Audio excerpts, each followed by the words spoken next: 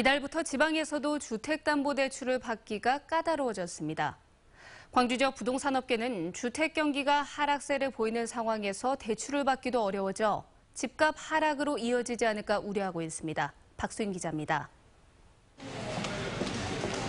이달 들어 주택담보심사제가 강화된 지방은행에 대출 기준에 대한 문의가 평소보다 늘었습니다. 갚을 수 있는 만큼만 돈을 빌려 원금과 이자를 나눠 갚는 게 새로운 주택담보대출의 골자입니다. 본인 소득에 따른 상환능력 심사 및 비거치식 분할 상환으로 처음부터 나누어 갚을 수 있도록 하고 있습니다. 다만 집단대출은 근본 선진화 방안 대상에서 제외됩니다. 광주 지역 부동산 업계는 강화된 대출 기준이 집값 하락으로 이어지지 않을까 우려하고 있습니다. 지난 3년 동안 매년 만여 세대의 아파트가 공급됐고 올 한 해에만 12,000여 세대의 새 입주가 이루어지는 상황에서 대출 장벽이 주택 거래 감소로 이어질 수 있기 때문입니다. 올 들어 이미 광주의 아파트 평균 매매 가격이 하락세로 돌아섰고 일부 분양 아파트의 청약률이 겨우 1대1을 넘긴 상황이 주택업계의 우려를 키우고 있습니다.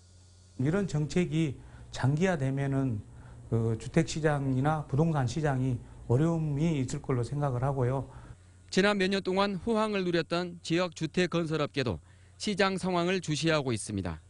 다만 올해 예정된 주택 공급량이 연년의 절반 정도에 그쳐 공급 과잉으로 인한 시장 침체는 없을 것으로 내다봤습니다. 택지 고갈로 인해서 공급은 줄어들 수밖에 없는 상황이니까 이런 것들이 시장에 크게 영향을 미치지는 않을 것이다.